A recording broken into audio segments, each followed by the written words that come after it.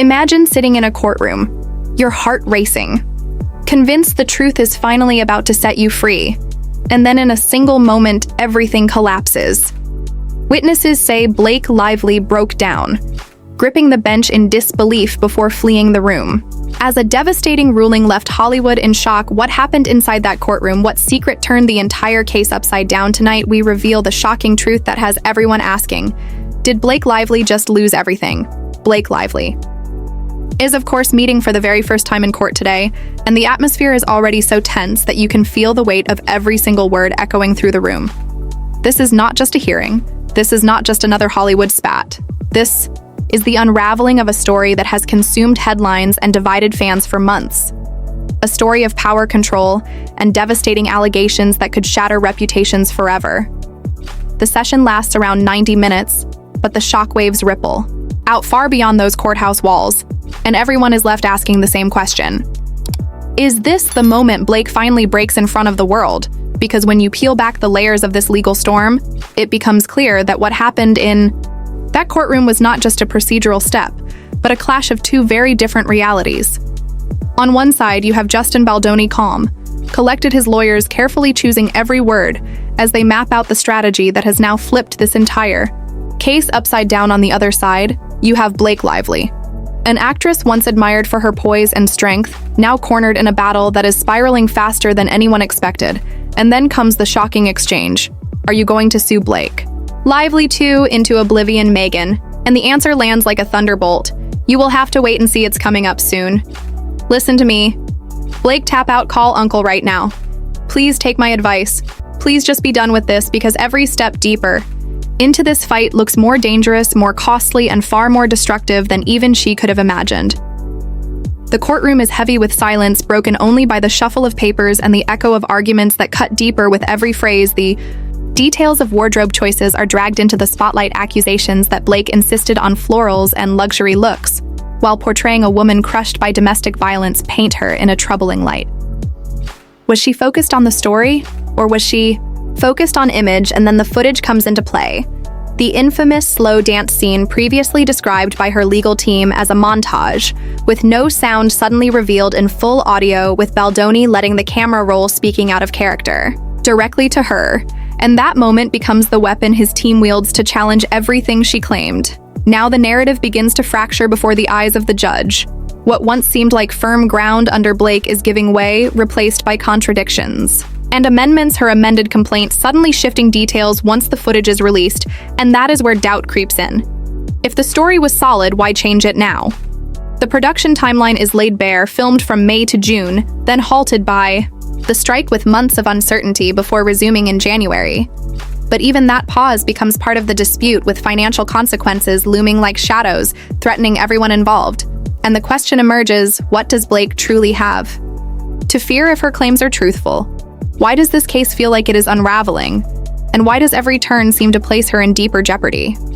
The tension only grows as Baldoni and 9 other plaintiffs escalate matters, with a staggering $250 million lawsuit against the New York Times alleging a smear campaign and manipulation, orchestrated to rescue Blake's faltering image.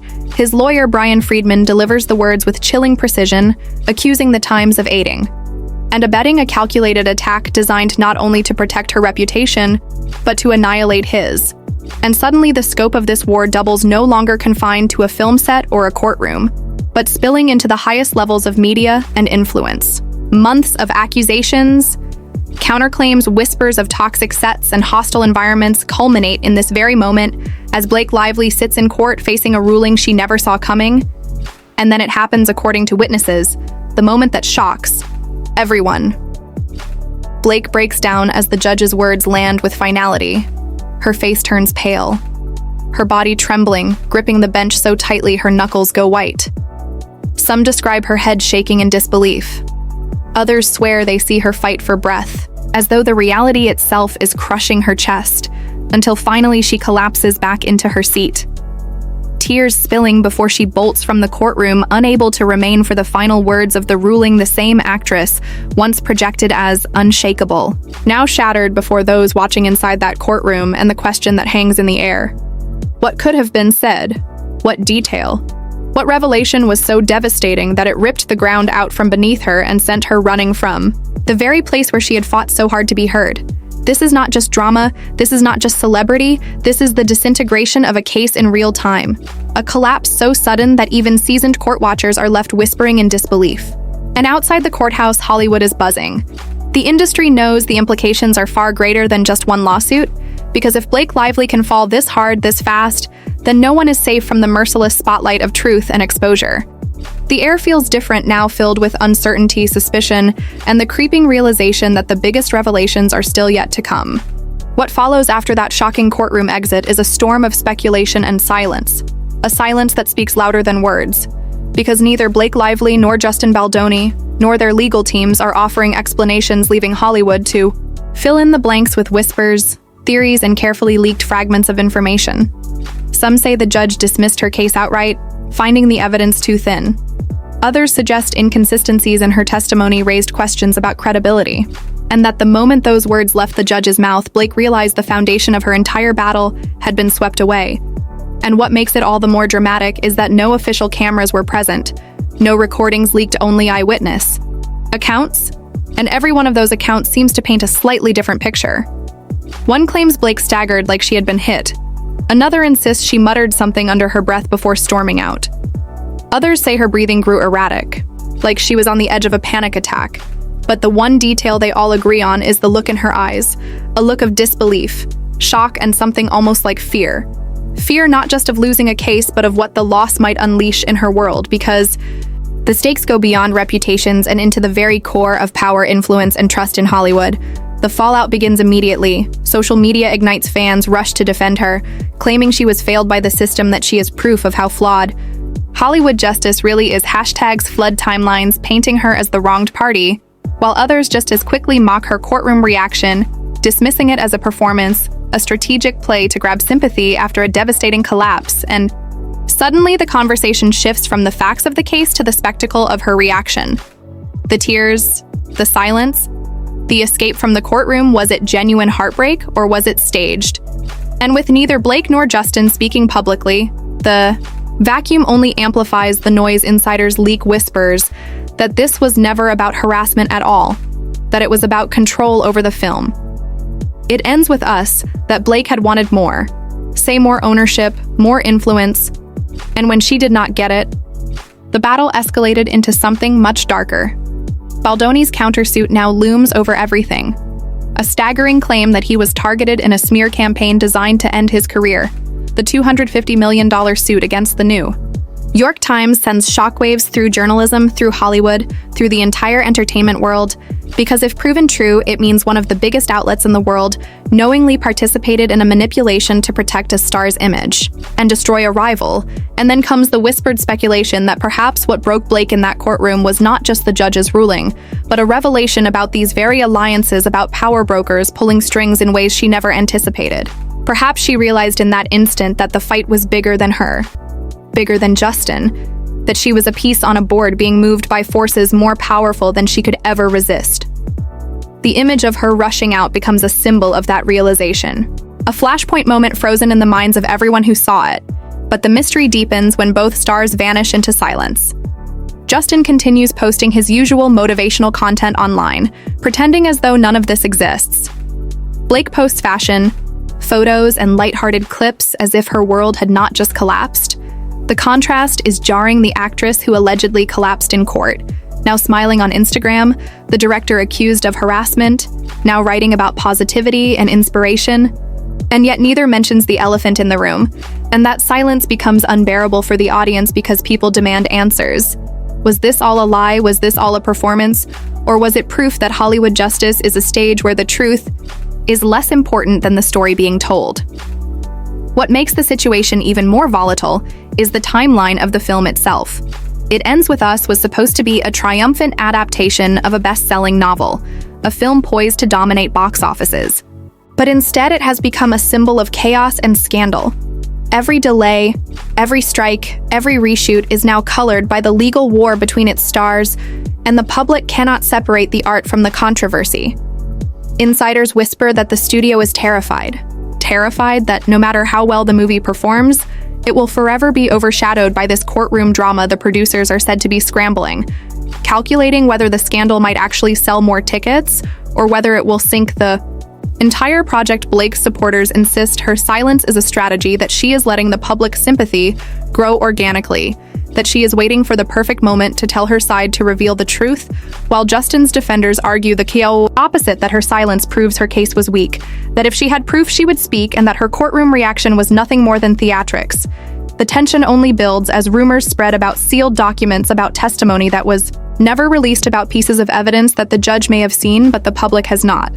And with every unanswered question, the suspense grows thicker, the mystery deeper, and the sense that something much larger is at play becomes impossible to ignore, because what began as a fight between two actors has become a battle that pulls in studios, journalists, and the very machinery of Hollywood itself.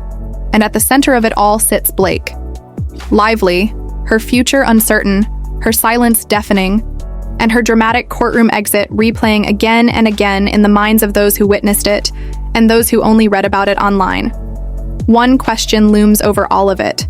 What truly happened in that courtroom that broke her so completely, and why has no one dared to tell the full truth?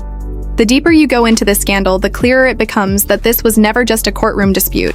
It was never simply about one accusation or one defense. It was always about who could control the story, who could manipulate the spotlight, who could turn the narrative into a weapon. And the irony that keeps hammering away is that the very strategy Blake thought would shield her has instead cracked wide open and left her reputation bleeding in the court of public opinion, because the illegal audio, the sudden contradictions, and the desperate attempts to spin have all landed like bricks on a glass table, and the shattering noise is what the entire world is now hearing, and the press is circling with a hunger that feels almost predatory, because they smell that there is no clean escape from this. And in Hollywood, when you become the story, not in the glamorous way, but in the scandalous way, the same doors that once opened with red carpets slam shut with cold precision. And it is not lost on anyone that Blake's team wanted to bury the tapes. They wanted to bury the contradictions, but instead those tapes became a spotlight, and those contradictions became megaphones. And every time they try to pivot, the pivot just reveals another weakness. And now insiders are whispering that even her closest allies are questioning whether she can survive another wave, because this is not one blow. This is a storm that keeps throwing debris, and each piece lands heavier than the last, and the public fascination is feeding that storm, because audiences are dissecting every word, every look, every body language twitch in court, and they are comparing it to years of curated interviews and glossy magazine covers, and the disconnect is staggering. The image she fought to maintain as flawless as untouchable, as the perfect blend of talent and grace, now collides with the rawness of courtroom audio and leaked testimony, and suddenly perfection looks like performance, and authenticity looks like absence, and Hollywood is merciless when that curtain drops, because nobody buys the illusion once they have seen the cracks behind the stage. And what's worse for her is that this is not happening in a vacuum. It is colliding with the narratives of others, with Taylor Swift, whose texts are still dangling over this case like thunderclouds ready to burst, with Justin Baldoni, whose quiet patience now looks like strategy, with Ryan Reynolds, whose silence feels heavier by the day, and people are asking how much he knew, how long he has been biting his tongue, and how much longer he will remain in that calculated quiet, because silence is not neutrality, it is a choice. And every choice in this drama screams louder than words, and the industry is watching like hawks, not because they care about justice in some noble sense, but because every scandal is a lesson, and every implosion is a map of what not to do.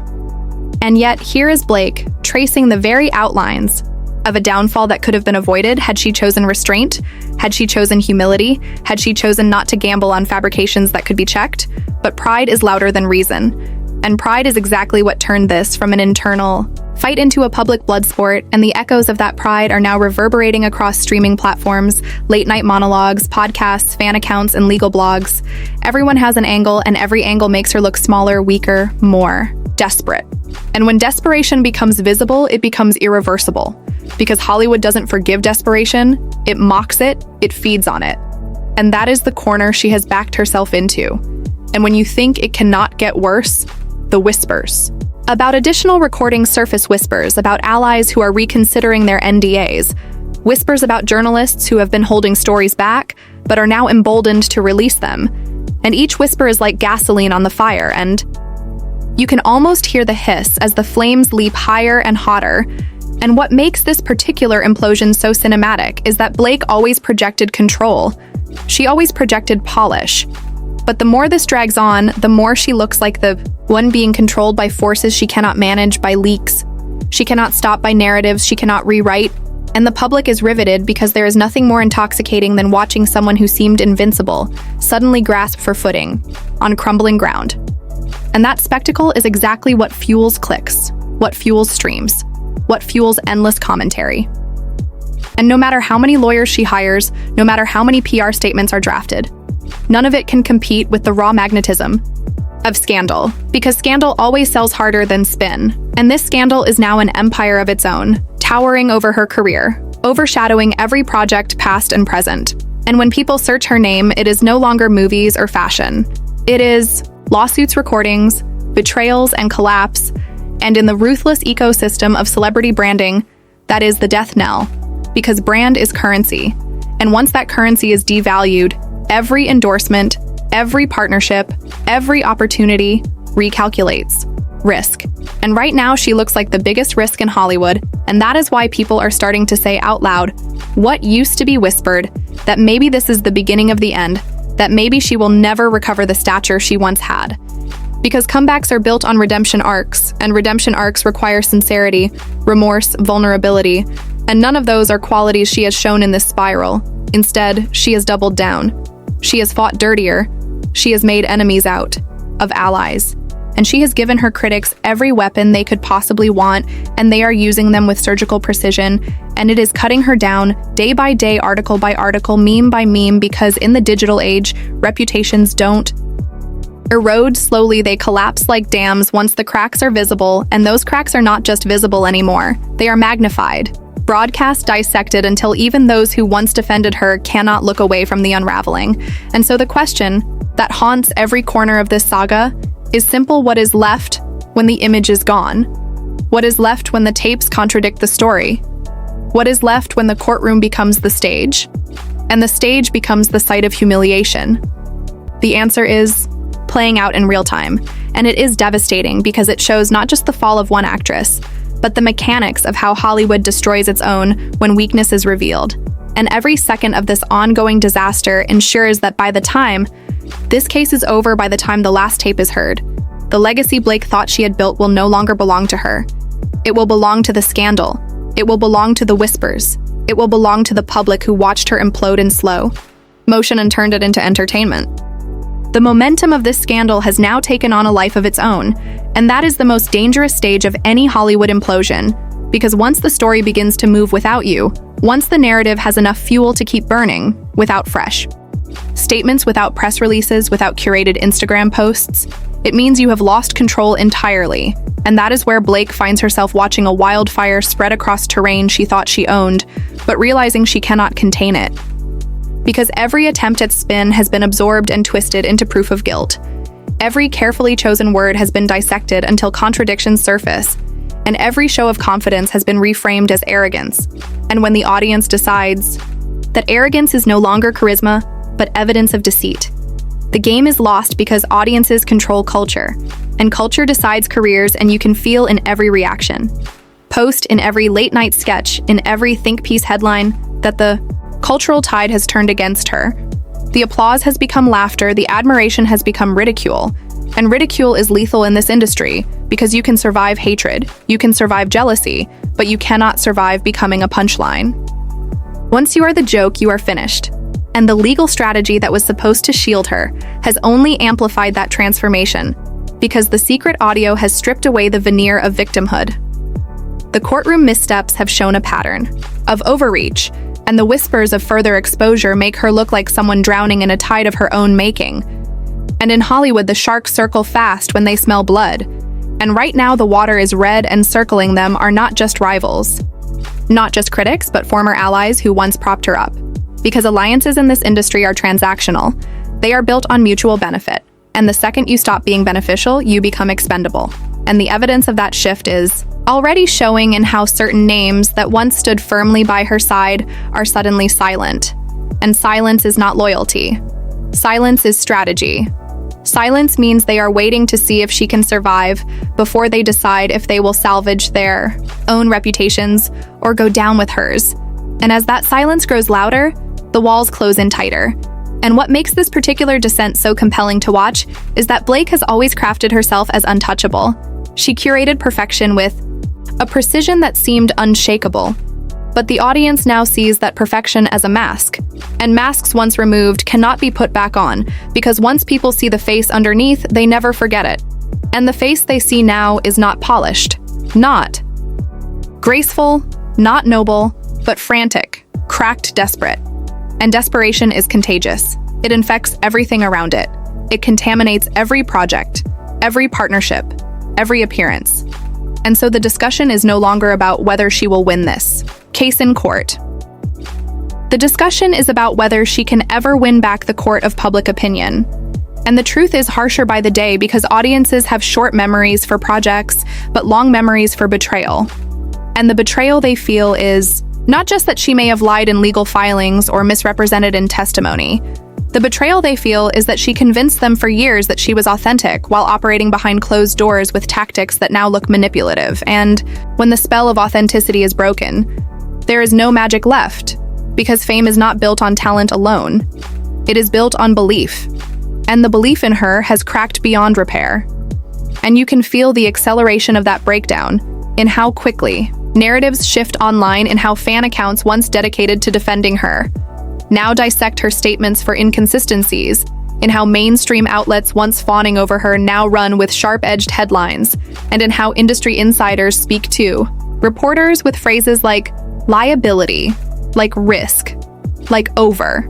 And when those words start circling around your name, doors start shutting quietly but permanently. And that is the slow death of a career.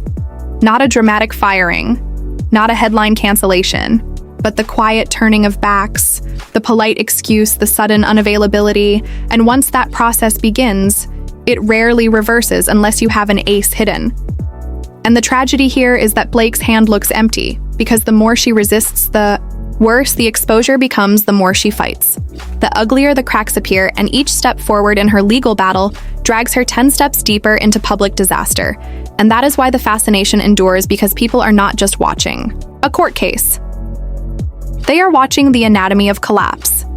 They are watching the unraveling of a carefully built myth, and the realization that myths are fragile, and that one wrong move can turn adoration into obsession. Not the good kind of obsession, but the destructive kind. The kind that dissects and dismembers until there is nothing left to defend. And in that dismemberment lies the warning to every other star watching this unfold. Because what is happening to Blake is not an isolated incident. It is a case study in how not to fight, how not to spin, how not to gamble with the power of narrative. And yet she continues walking into each trap as if blind to the fact that the rules of the game changed. The second the tapes surfaced, the second. The contradictions were proven the second the court of public opinion turned. And what remains now is suspense. Not about whether she will win in front of a judge, but about what the next leak will show. Who the next defector will be. What the next revelation will expose, and that suspense is what fuels the machine. Because as long as there is more to uncover, the story will not die.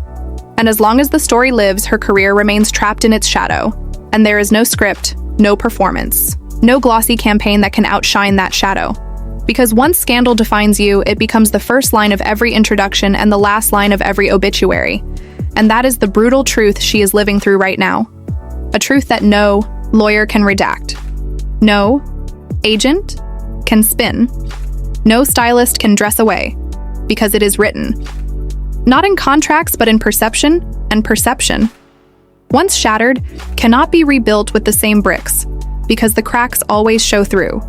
And so we are left here with a Hollywood figure who once commanded admiration, now reduced to a spectacle of implosion, a spectacle that the world watches with fascination and with cruelty, because that is the cycle of fame, to build you up, to watch you fall, and to ensure that your fall entertains as much as your rise ever did. And in this case, the entertainment is darker, sharper, heavier, because it is tied not just to career choices, but to the exposure of tactics, the exposure of secrets, the exposure of character. And once character is in question, everything else collapses like dominoes, and those dominoes are still falling. still clattering across the table, still echoing in every headline and every whisper. And there is no telling how many are left to topple before the final one falls, and the silence that follows is all that remains. And so here we are at the edge of a scandal that feels less like a chapter and more like a warning carved into stone, because the trajectory is undeniable, the collapse is visible, the fallout is irreversible, and yet the final act has not been written, because there are still recordings hidden, still testimony waiting, still names not yet spoken, and every day that silence lingers, the speculation multiplies, the theories expand, the curiosity deepens, and the pressure builds like a ticking clock. In the background of Hollywood's glittering facade and the cruel beauty of it for the audience is the same thing that makes it unbearable for Blake. This story will not end when she wants it to. It will not stop when she begs it to. Because once the machine of scandal starts rolling, the only fuel it needs is time. And time is exactly what she cannot control. The court has its schedule, the leaks have their timing, the public has its appetite. And she is trapped in the middle, forced to watch her carefully built empire melt away piece by piece, headline by headline, betrayal by betrayal, until the brand that once symbolized perfection becomes the shorthand for collapse. And that transformation is not just a career death, it is a cultural marker, a reminder of how quickly fame can devour its own. And the suspense that remains is almost unbearable, because the question is not if more will come. It is when and how and from whom. And the knowledge that this is not over is what keeps everyone leaning in, waiting, holding their breath. Because the most devastating blow has not landed yet. And when it does, it will not just change her story, it will close it forever.